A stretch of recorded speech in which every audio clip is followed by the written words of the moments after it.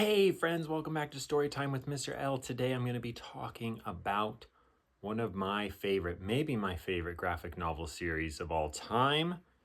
And every time a new book comes out, the first thing I do is I go to the store and I go buy it, or I go to the library and I check it out, or I get it on interlibrary loan. Whatever I have to do to read it. And I want to talk about Phoebe and Her Unicorn.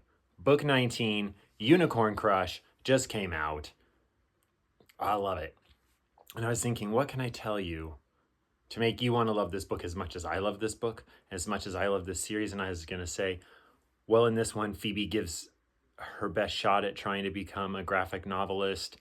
And we meet a unicorn that Phoebe has a crush on, which is always interesting that a human could have a crush on a unicorn could have a crush on a human. But in the world of graphic novels, anything can happen. It's a magical place. I want to show you one of my favorite pages. Here's poor Phoebe. And you're like, what is she doing? And she's lost her cell phone and she just doesn't know what to do with her hands without a cell phone.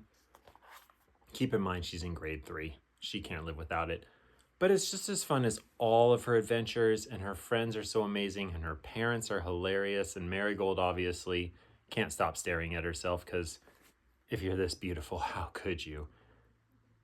If you haven't read Phoebe and Her Unicorn, if you haven't read book 1, if you haven't read book 7, if you haven't read book 14, 12, 19, Unicorn Crush, get out there, get going now. This is the series that is blowing my mind every time I read it. I laugh. There's something for kids that's hilarious. There's something for adults that's hilarious. Everything about this series is great. So I'm telling you now, Phoebe and Her Unicorn is one of the greatest graphic novel series ever written. Phoebe is hilarious. In some ways, she kind of reminds me of Calvin a little bit. I've mentioned that before. Anyway, Unicorn Crush, Dana Simpson. Happy reading. Bye.